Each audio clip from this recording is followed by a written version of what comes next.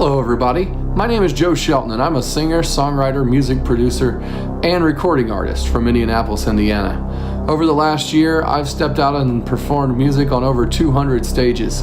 Along the way though, I met a lot of great people that I didn't expect to. They were inspiring artists and songwriters and musicians, and I want to share all of that inspiration with you. So that's what this show is about. Moonshine equals love, shine in love on the music. Moonshine and music starts now.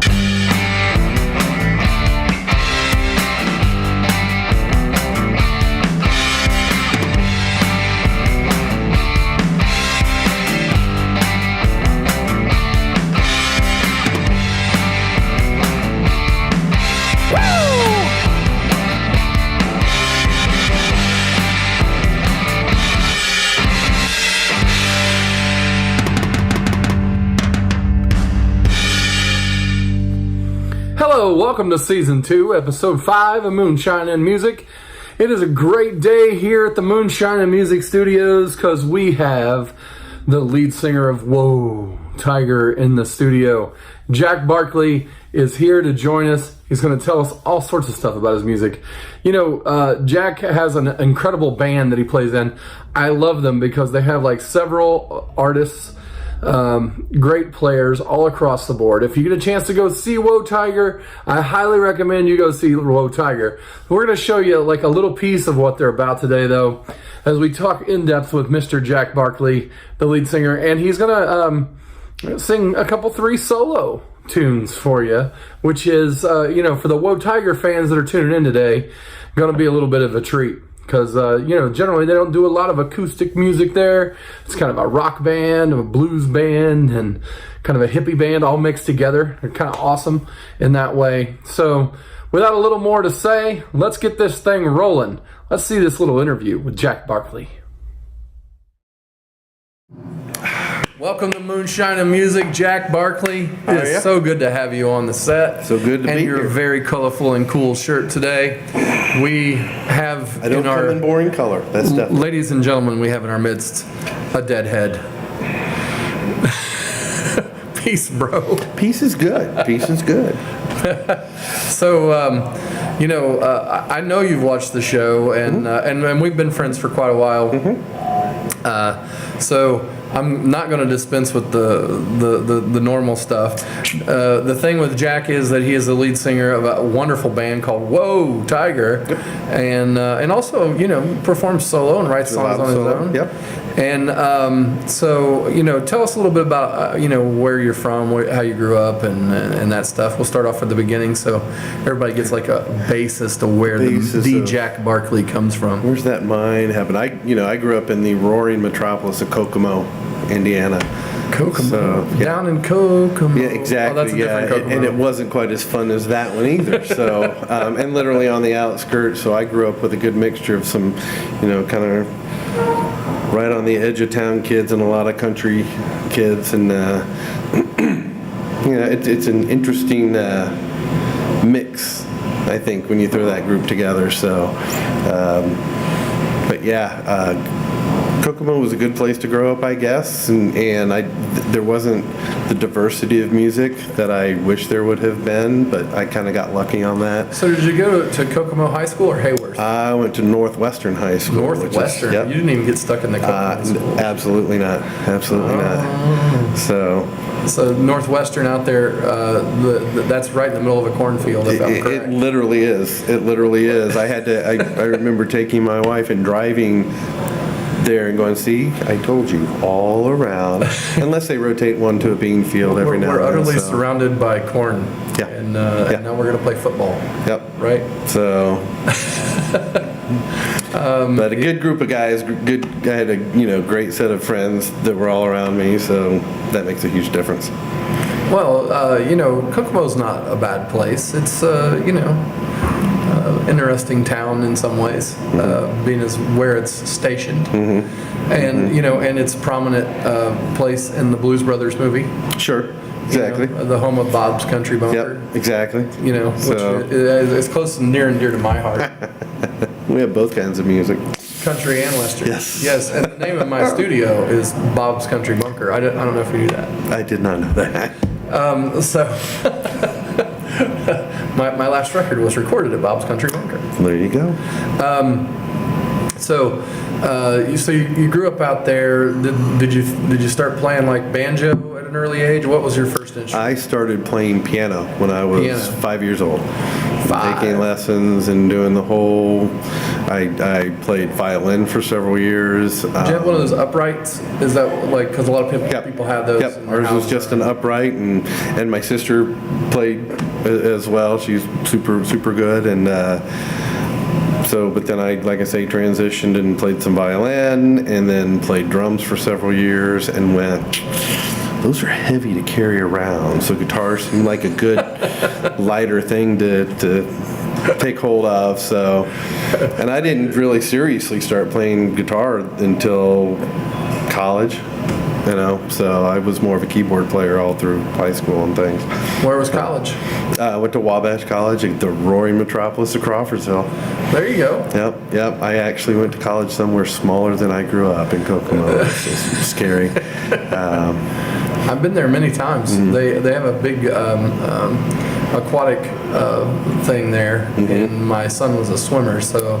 I was a swimmer. I swam for Wabash for 4 years. Oh, you did? So you swam in that big pool? Yep. Yeah. No, we swam in the small pool. We had the small. Oh, you didn't get to use the big one? They didn't spend all the money to make the big natatorium until I was gone. So. Oh, that thing's nice though. It's beautiful. It's absolutely beautiful. So I had a great coach, Gail Pebworth. She is kind of known nationally for being. So what was your event? Were you a sprinter? Or? No, I was a distance swimmer.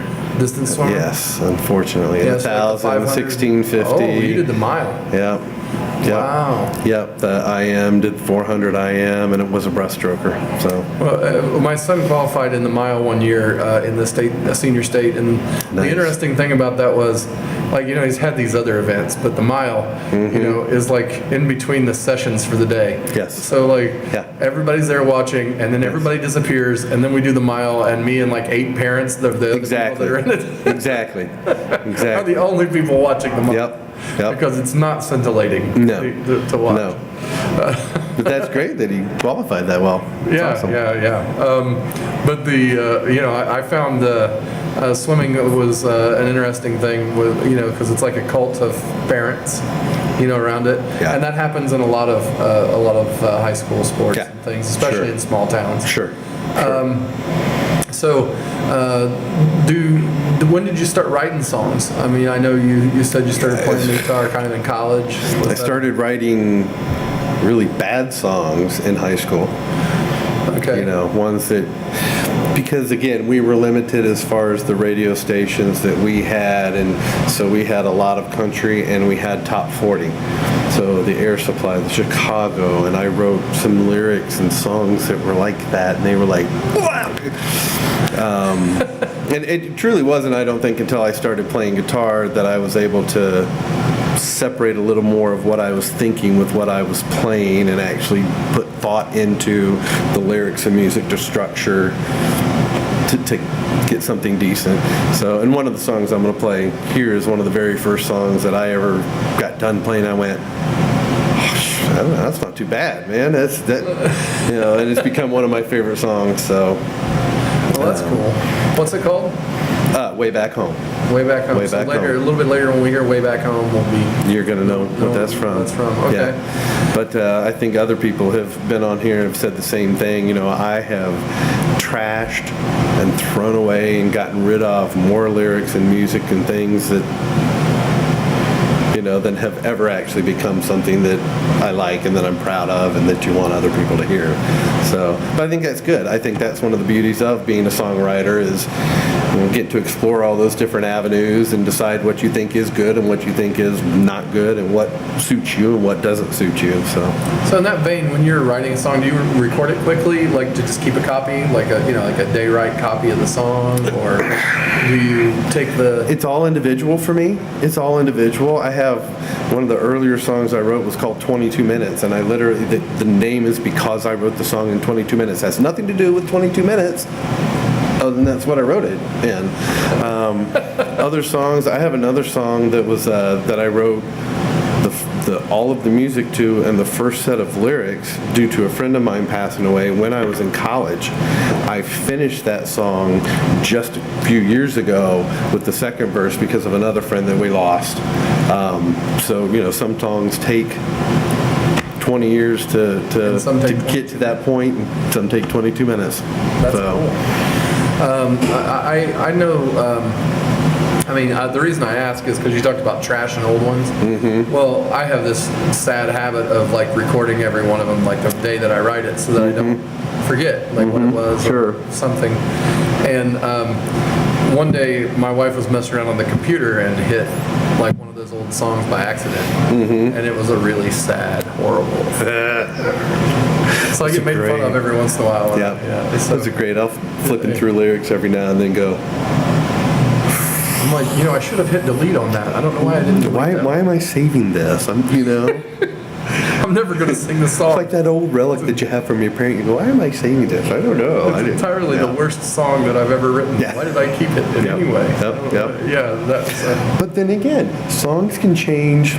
It's funny you say that because I had written a song several years ago,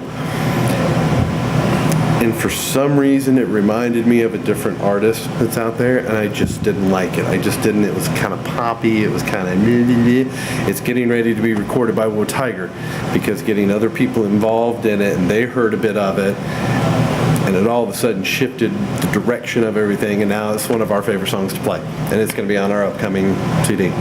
So how many CDs does Woe Tiger have out there? We've got 2 full-length CDs, we've got 2 EPs, and then we've got part of this CD that we had released about a year and a half ago that we will now re-release as a full CD once we get done with it. And then we have a couple videos, we have... I mean, there'll be a link to Woe Tiger as well as whatever Jack Barkley wants to put out there. There we go. So do you have a Jack Barkley solo record at all? I don't. Why not? I think probably because some of the better stuff that I've written with the band. Mm-hmm. It didn't come along until some of these other really good musicians came in, and it really helps to develop the music that I think, to philosophize for a moment, I think a lot of times musicians get caught in what we hear on our head as being what we want to have as our final product. And because I know how to play keyboards, well, I can think about a keyboard line, but I'm not a keyboard player. And because I can play some bass, I can hear that bass line, but I'm not a bass player. And once you get an actual bass player and keyboard player and these other people that do that stuff better than you start to hear a whole different range of what your individual music actually can be. And that came along for me once I started getting with these other guys. And so I'm actually glad there's not a Jack Barkley pre-recorded thing, because I'd like to now do some of those things with that mindset of going, hey, wait, I'm going to get somebody else to tell me. Are they your first band, Woe Tiger, or did you have... Oh, no. I've been with some other decent, kind of good. We had a couple bands in high school that just dinked around a little bit. Lazy Daisy was probably...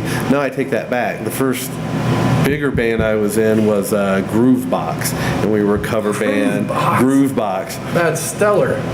And yeah, had a great, oh my God, we had this little girl singer that was she just killed it. Just killed it. So, but that was a lot of fun because that was a good chance to kind of learn to play with other people a little better. And then I had a band called Lazy Daisy, and we were a hippie, a lot of Allman Brothers and Grateful Dead and some Fish, and had a couple other bands that were... You mean you ones played were the Dead? kind of I know a couple of their songs. So how did you get into the Dead? Let's just back up for a moment, because like, you know, you're out in Kokomo and you hear top 40 radio, you hear country. I know though you don't hear the Grateful Dead really on either of those. I had one of my good friends, one of my college buddies as well, grew up right down the road from me. He was the youngest child, and his next sibling was about 10 years older than him, so he was kind of a child, I think. But his older brother introduced us as young kids to Kansas and Marshall Tucker Band and Allman Brothers and, you know, some of those things that were outside of everything else that we were hearing locally. And that's where he was, I think, the first time that I ever heard Grateful Dead. Nobody else I remember from high school listened to any of it. So, and then in college, just some of the different guys one of the guys who was here in town with us this weekend, went to a show and came back and was like, wow, dude, you got to go see a show. Dude, and sure enough, we did, and it was, we had a lot of fun at the end of the 80s. People have a lot of fun at the Grateful Dead shows. Yeah. And the Dead and Company now. Exactly. It's been interesting to see a lot of that progression too, as far as the music and who they've had coming in and playing music with them. And yeah, the interesting thing to me about them is that they put out every one of their shows on digital like 3 or 4 days after they do a show. Sure. The entire show, live record, here, go. Sure. It's just amazing. There used to be an entire section when you would go to the show that was very much centered, and it was cordoned off for all the different tapers that would come. And that entire section, all you would see was great big huge microphones sitting way up high trying to get a good recording of it. So now they just put one out, like perfect recording of it every show. Yep. Which is, you know, like if you go to iTunes, it's kind of incredible. Yeah, a little overwhelming, I think so. Where do I start? Yeah. Do I want to see the show from the 7/5/15 or the one from 1:15:75? There you go. Yeah, exactly. So it's crazy what's out there. I mean, in that regard, because they, you know, how many albums has the Grateful Dead done? I don't know. How many shows have they played? Yeah, exactly. Exactly. So, you know, I mean, that's kind of cool. Does that do you find all the different types of music you've listened to influence what you play, or is it just completely a you thing when you guys come up with your songs? I mean, I hear a lot of blues in your songs and a lot of well, I think, you know, yeah, and I have a lot of blues background as well, so just listening to a lot of that, and, you know, B.B. King, Stevie Ray Vaughan, a lot of and a lot of that Southern rock is based on blues anyway. Well, and I think the Dead, you know, really feel that bass of blues music. Sure. You know, throughout what they do. Sure. Sure. Especially since like half of their songs are the same bass line of blues. Sure. 12-bar blues lives in their music. Sure. Oh, sure. You know. Sure. I think you'd find that with a lot of different artists when you don't, you know, across the spectrum. You would find that with a lot of different artists. Go, wait, that's 1-4-5. So. Right, yeah, but I mean, underneath there, they really do have a great blues tradition, and I think that's what really attracts people to them. Sure. Because they play it in a little bit different way. Yeah. So, you know, I think for me, a lot with music is a very visual thing for me, and a lot of the songs and lyrics that I write tend to either be very thought-provoking type of things, very, you know, hinting at different issues, or it's a story, or I'm telling a story. You know, here's what this person did, and here's blah blah blah. I think again with the other musicians coming in has really been what helps to develop a lot of that, and having good friends in the music industry or music in your own bands that'll go, yeah, dude, don't do that. That's not good, and you know, and being honest with you and saying that really helps, because I think it keeps everybody kind of humble, and it keeps you going, okay, let's strive for what is going to be good, not necessarily what I think is right.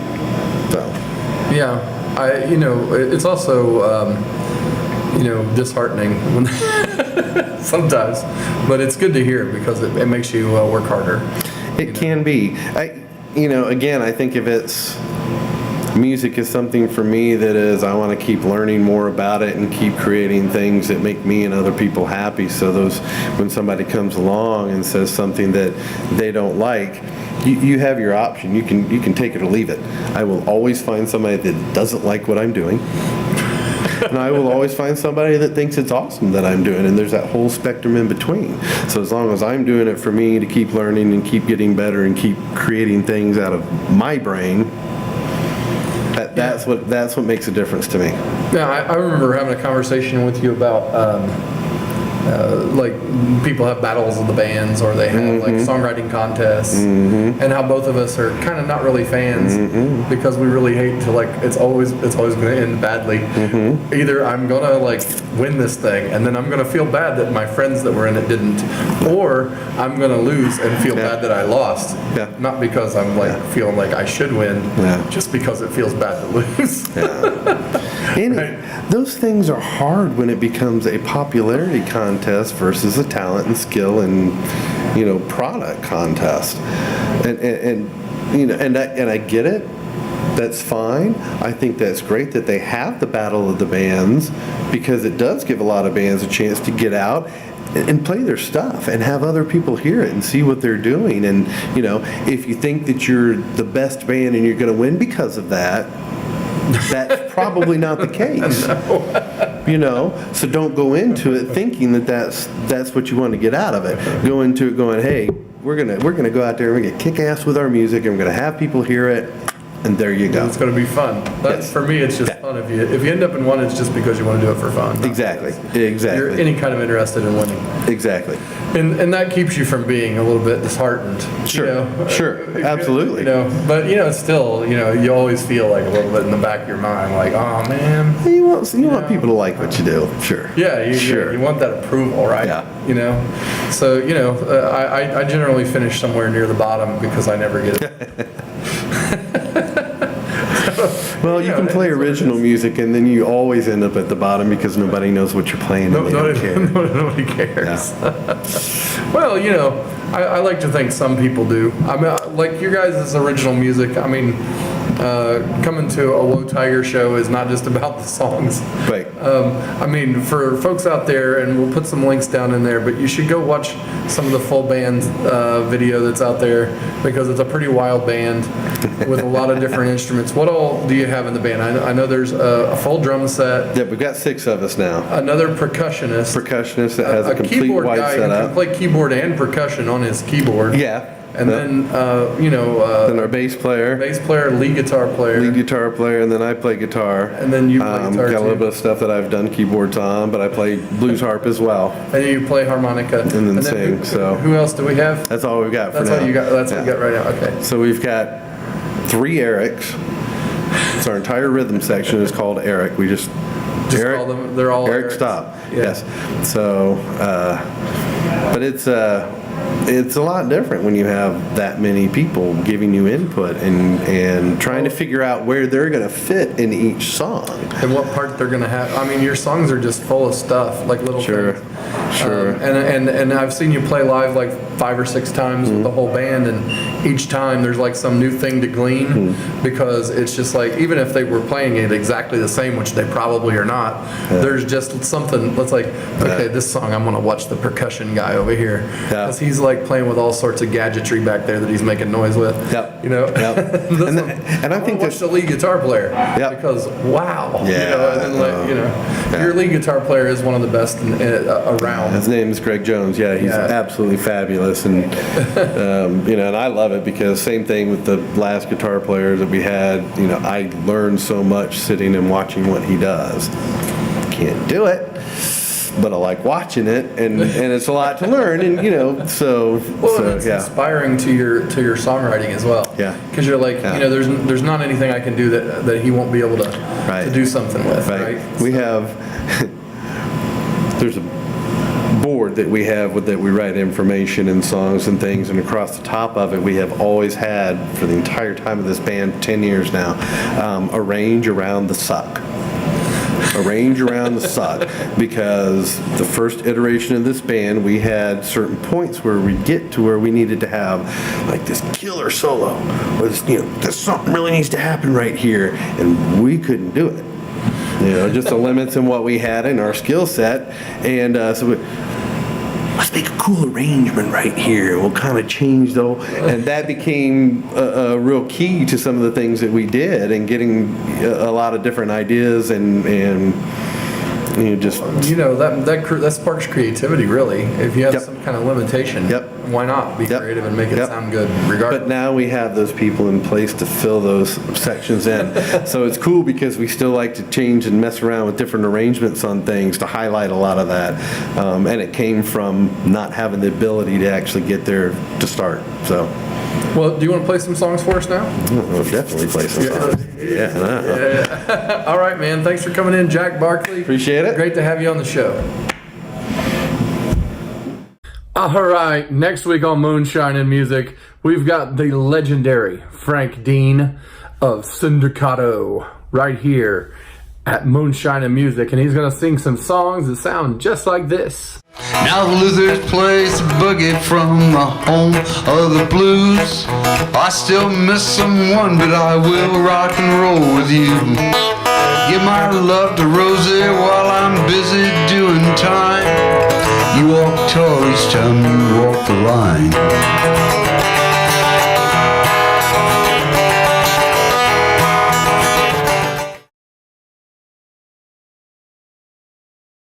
My name is Jack Barkley. Nice to be here. I'm going to do a song called FYI, kind of Forever Young inside. It talks a little bit about growing up and stuff, so.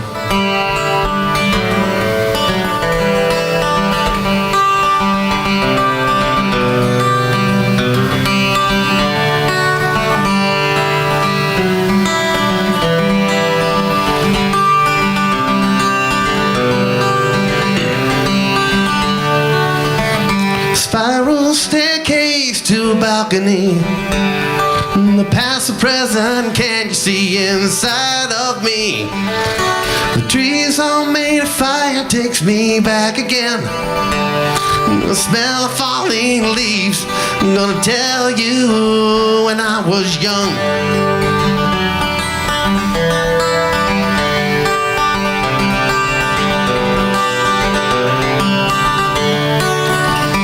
Front yard football on Saturdays.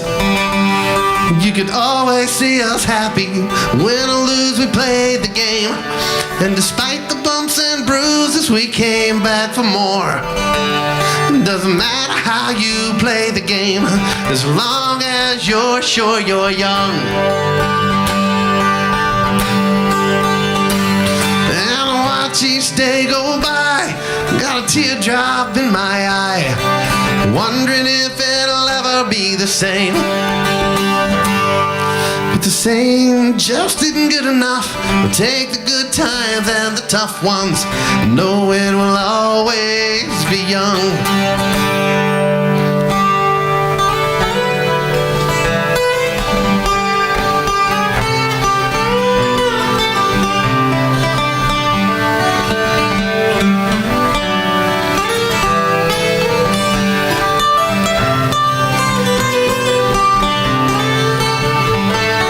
Sing songs that I remember singing to myself as a young boy.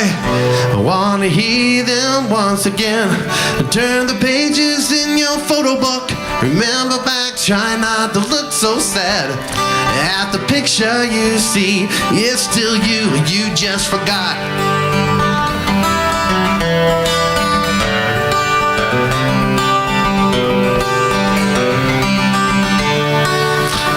One more time around, spread your wings, take off the ground, and fly away to a land you thought was gone. Just remember what you took for granted. Ease your way back to the planet. We'll ride away together and forever young. I watch these days go by, got a teardrop in my eye, wondering if it'll ever be the same. But the same isn't good enough. We'll take the good times and the tough ones, knowing we'll always be young. Yes, we'll take the good times and the tough, now hoping that's good enough. You and me forever young.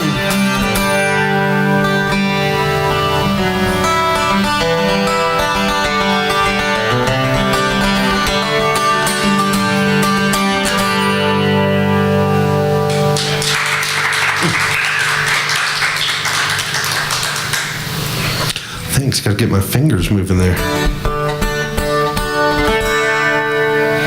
I was talking earlier about certain songs stick with you for quite a long time. And this is one of the first songs that I ever wrote that I personally really liked. So it's one that I've always liked to play most of the time.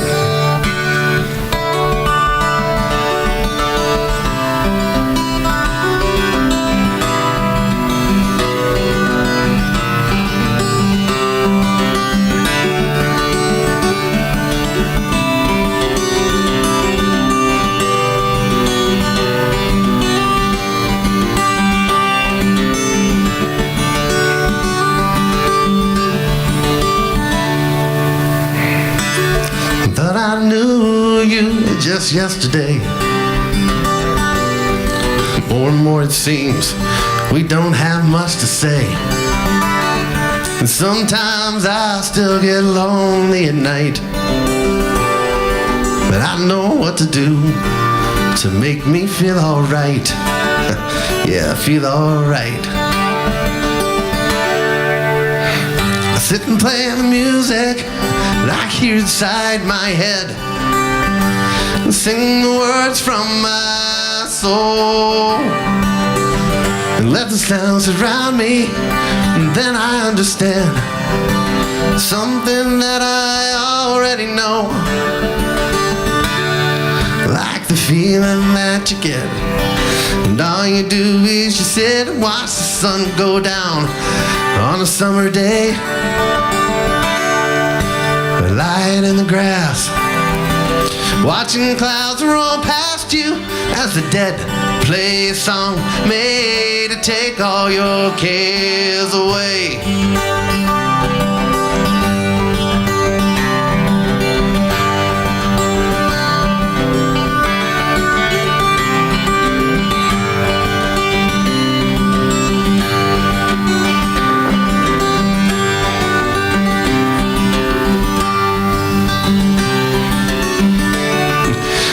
Look at all the things I've seen.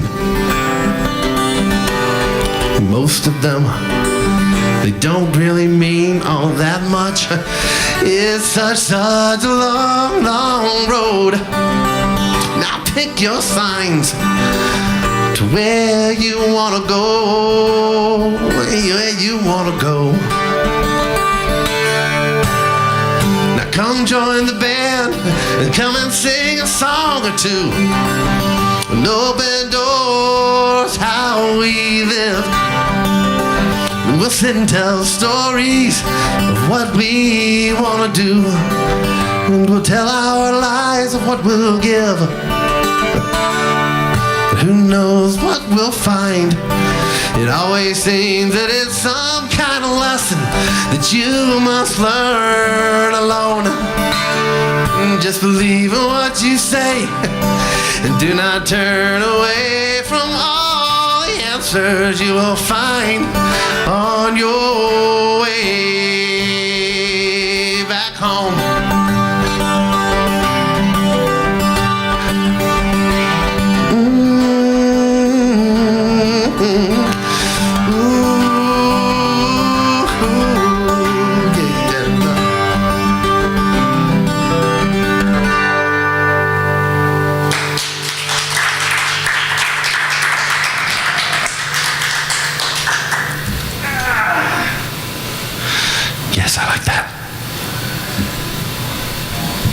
I really wasn't sure what I was going to play this next song, you know. Whether I was going to do something a little simpler or something a little self-indulgent, or...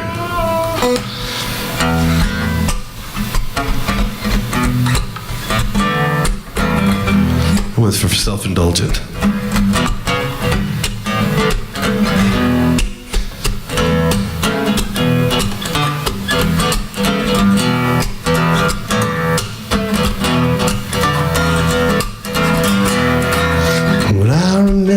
Being young, now I'm sitting on my daddy's knee. So I ain't got much good advice, yeah, but you can take this from me. It don't matter what you've got if what you take is less. It's what we give, both big and small. It evens out, I guess. It ain't over.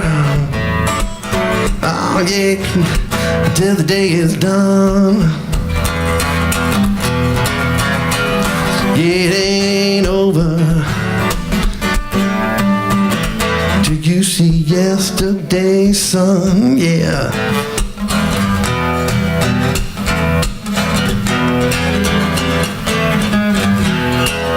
A couple times I said too much, couple times I lied. Oh, I think I pissed some good ones off. A couple of them cried. I've lived my life from day to day, and I try to have my fun.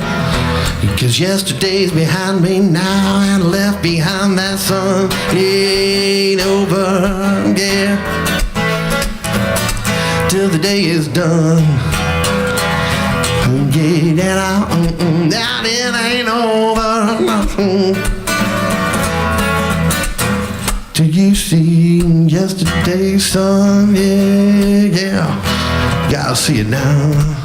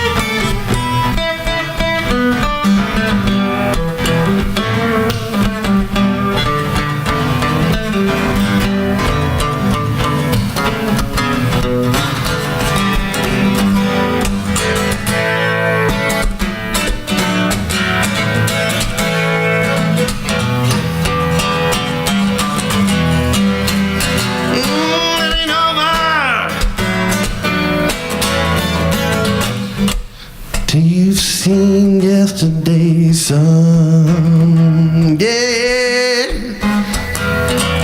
Ooh, got to see that sun now. Go down, see now. Got what's going to be, yeah, yeah, yeah.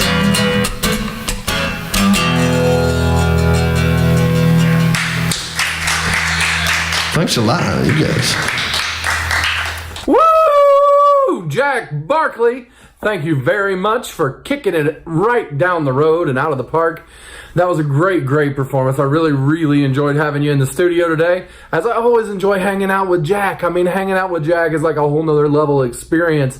And if you get the opportunity, you guys should go out and see one of the shows that either he's performing solo or with Woe Tiger. I mean, I totally recommend Woe Tiger. What am I saying?